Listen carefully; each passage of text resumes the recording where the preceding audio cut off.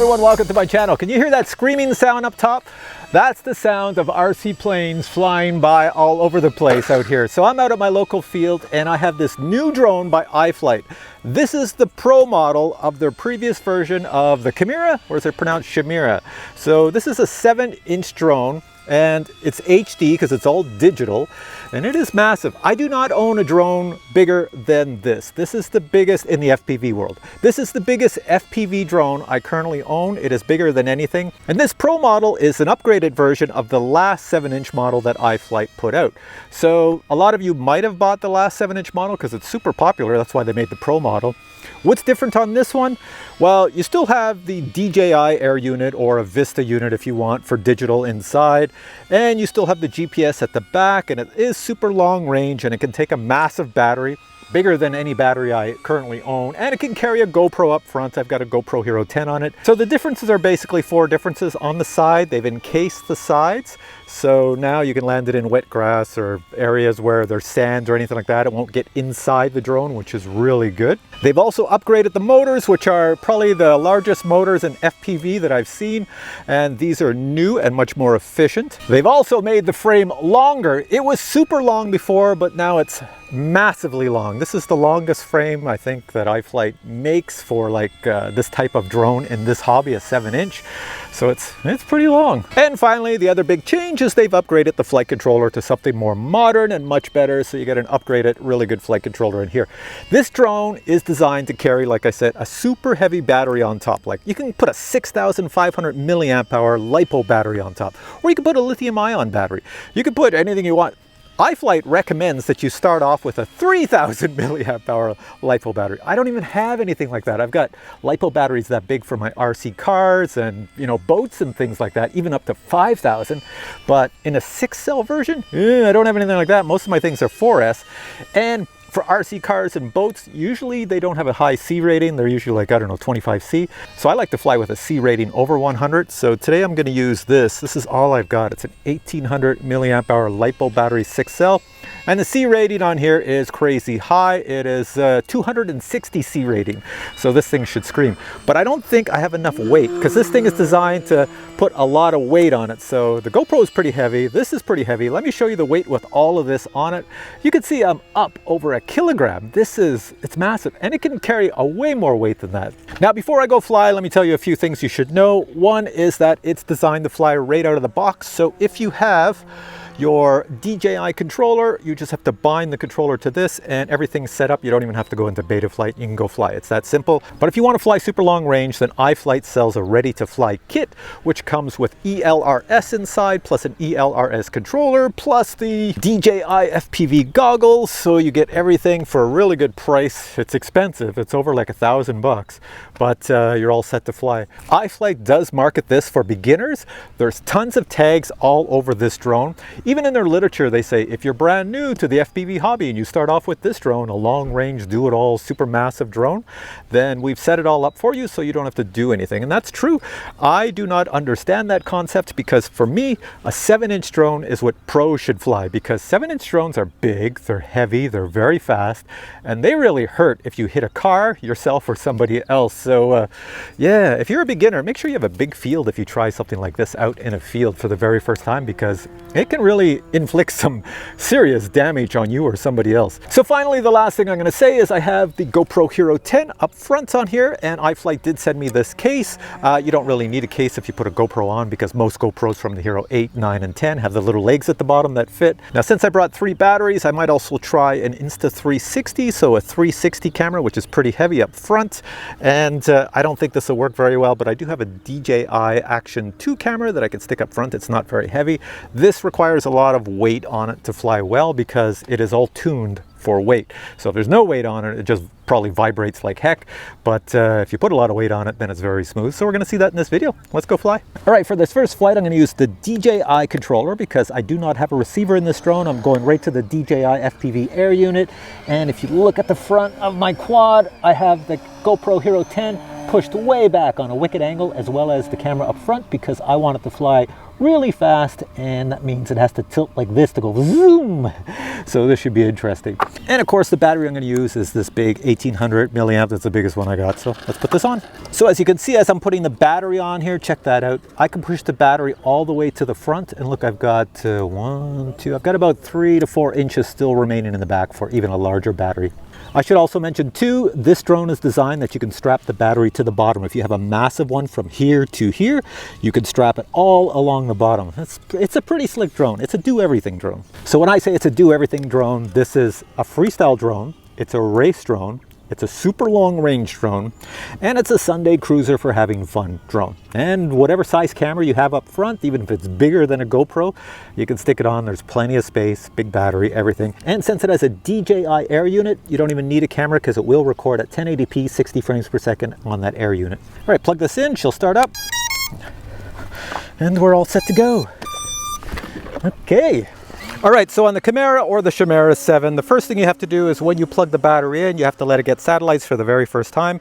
You have a choice. You can set it up in beta flight to take off without having the satellites, but then your GPS rescue doesn't work, or you can wait for the satellites for it to acquire them, and then your GPS rescue will work. So when I look at my goggles, it will tell me how many satellites I see, and right now it says 6. It says you need a minimum of 8 before the GPS rescue will work, so I'll wait till that gets up to 8. All right, I think that's good enough. I have 8 satellites minimum now, so let's take this for a flight. Here we go. Let's put it in acro mode, arm it, and here we go. Here we have the stabilized video coming out of the GoPro Hero 10, which looks awesome at 4K 30 frames per second. But what about if you just filmed without a camera and used the DJI video? Well, here's the DJI video. This is recorded on board, and this is at 1080p 60 frames per second with no stabilization, but it looks pretty darn good. Now in my FPV goggles, I do see a great display, but I can't show it to you here. I can tell you that I see a little arrow along the bottom that is pointing back to where home point is. As well, I see my speed, my distance, my height, and my battery levels, amongst other things. Here I'm flying as far away as possible that I possibly can within the confines of my park. So I'm going to the outer edges of the park, just testing out the range. The range is perfect on this thing. It is massively far. Right out of the box, the range is about 4,000 meters, which is 4 kilometers or 2.5 miles. If you want to go farther, you have to change the antennas on the drone and the antennas on your goggles, and you can fly farther. You can also achieve a greater flight distance just by ordering the drone with a crossfire receiver in it, or ordering the drone with an ELRS receiver in it.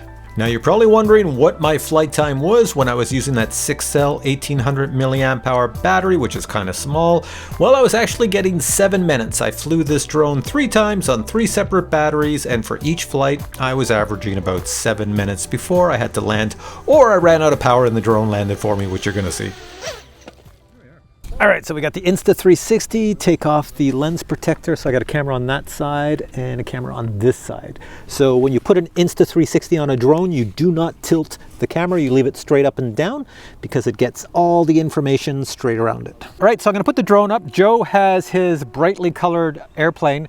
Now, flashy color airplane, sorry. I'm going to try to follow it. The problem is in my goggles when I'm flying a drone, I don't see that well, so I may or may not see his flashy plane. So Joe, fly near me. Roger that. All right, I'm gonna put the record on. All right, 360 camera should be working. It's looking at me, but I can make it look over there at Joe. He's under the sun, so he might not show up.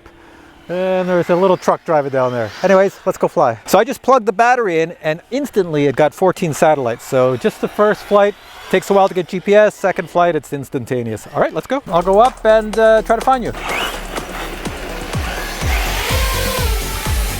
All right, let's go this way. See these guys? You can see a little car over there and a plane driving together. And there goes Joe this way, so let's give it some gas.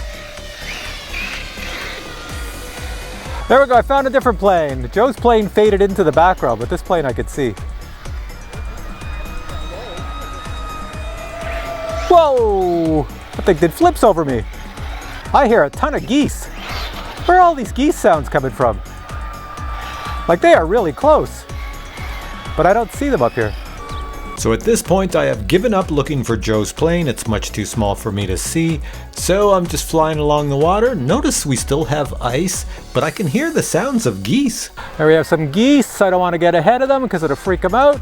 But how's the 360 camera working with filming geese here? Here, I'll go over them to the side.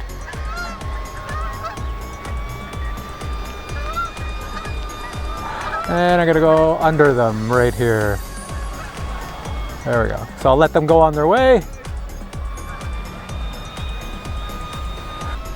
Now I'm gonna look for Joe's plane one last time because I see Joe in the field right there, so I know his plane must be pretty close. Let's look. Oh, it just flew over, so let's follow it. This 7-inch drone has a ton of power, so with the tiny battery I have on it, I have no problem going really fast and catching up to Joe's plane and even overtaking it.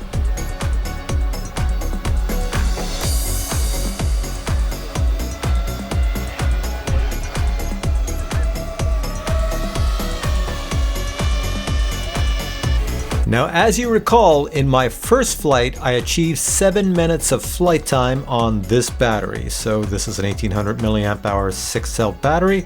This flight, I'm having a great old time flying along, and I did not notice that my battery voltage was low, so I'm about to crash land right about here. And we're out of gas. The Insta360 fell forward, but it is a 360-degree camera, so it should still see me, although now I'm in between two lenses. Let me fix that. Push it this way. There we go. Now I'm one lens. So on that flight, my battery died just in the last 10 seconds, pretty much. I looked down at the right-hand corner on my goggles, and it was like, whoa, I am out of power. So good thing I was not flying over buildings or cars or anything like that. And on the bottom here, it says the iFlight is supposed to tell you if your battery is low or whatever by turning red, that color of the iFlight logo, but it looks like it's green. It's kind of flashing. I don't know, can this camera pick it up?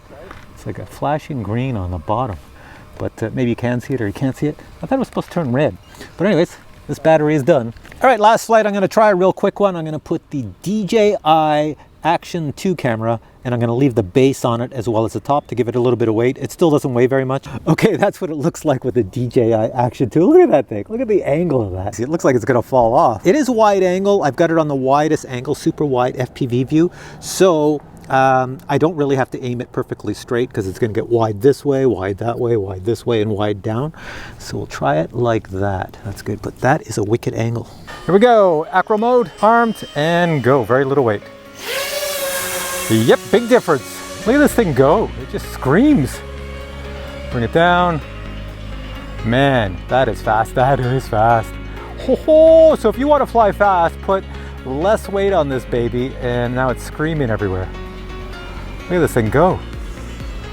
Yikes.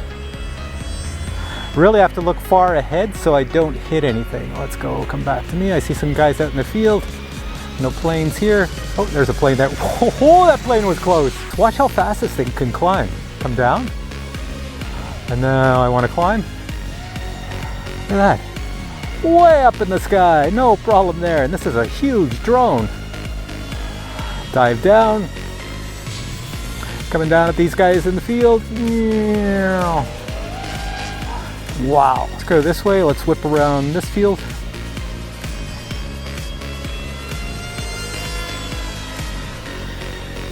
And let's go this way.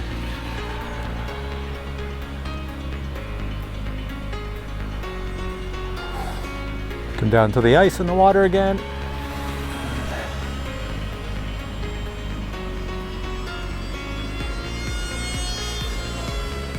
And way up.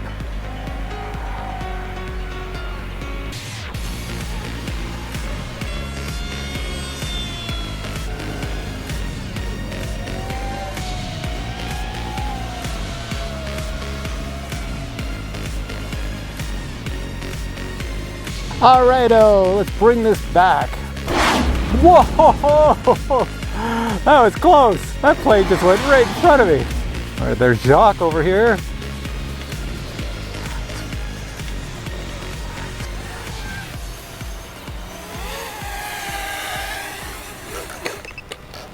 All right, the next thing I want to show you is what comes in the box, so check this out. This is the box your very large drone comes in, and these are the specifications of the drone I was showing in this video. Opening the box, you'll find your drone and accessories. You will note that this drone is massive in size and the arms and the body are super thick carbon fiber. The first thing you're going to want to do is install your 2 long-range antennas before connecting any power to this drone. Next, you'll want to take the rubber battery grip, peel off the back, and then stick the battery grip on the top deck. If you have a micro SD card, now's a good time to put it into the DJI Air Unit. You will note that you receive 2 packages of quality 7-inch props. Follow the tags on each motor to install them in the correct direction. And speaking of motors, this drone comes with super powerful 1250 kV motors. 2 spare battery straps are included in case you install a super large battery. You also receive additional frame screws, as well as prop nuts and a camera protector. A camera mount and additional battery grips are included, as well as a wiring diagram,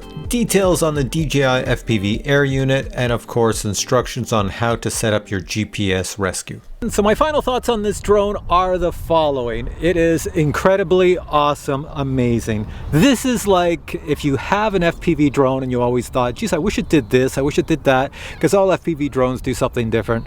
This does everything. The only thing it can't do is fly indoors because you'd chew up your walls and your wife would be pretty upset with you. But it can handle all different weights, like really heavy weights. Like I said, a massive battery on the top or on the bottom. It can fly like a race drone. It can fly like a freestyle drone. It can do a Sunday driver cruise. It can do super long range. And like I mentioned in my video, hopefully I left that in, and you're limited by wherever I put my goggles. You're pretty much limited by the range of your video signal coming back. So you might want to change the antennas on your goggles if you want more range. If you put an ELRS receiver in it that iFlight sells, they sell the whole thing with ELRS plus the ELRS commando controller. I'll put a picture of that right here. And then you're probably shooting out at like 5,000 meters, 7,000 meters. You know, you can go really far. Like ELRS can go really far, like up to 20, 35 miles. But you just need all that video signal coming back. That's the tricky part. You know, everything else is good. So all in all, really decent. I showed you the video from the 3 cameras. We had the GoPro Hero 10 first. Then I did the Insta360. This thing can lift anything, so that's why this is one of the few drones I can show all the cameras on it. And then finally at the end I just put the Action 2. A lot of people, when they fly a drone with an Action, because of the weight, they pull this off and you just have your Action up front like that, so smaller, less weight. But this thing is so big it can lift the whole thing and it doesn't even notice it. As a matter of fact, when I just flew with this, it was the fastest this drone went because there's hardly any weight on it. So my final thing to say about this is it's a beautiful drone. There's no way you could buy this and not love it. The only thing you might not love is the price, because it does not come cheap. It's very expensive, this drone. I'm going to put links below. You can go check it out. It comes in different configurations. People usually use this drone to fly around mountains and big hills and things like that because it's just freaking incredible. All right, guys, hope you enjoyed this video. If you did, please give it a thumbs up, and I'll catch you in future videos with many more reviews of drones and other products. Until then, I say bye.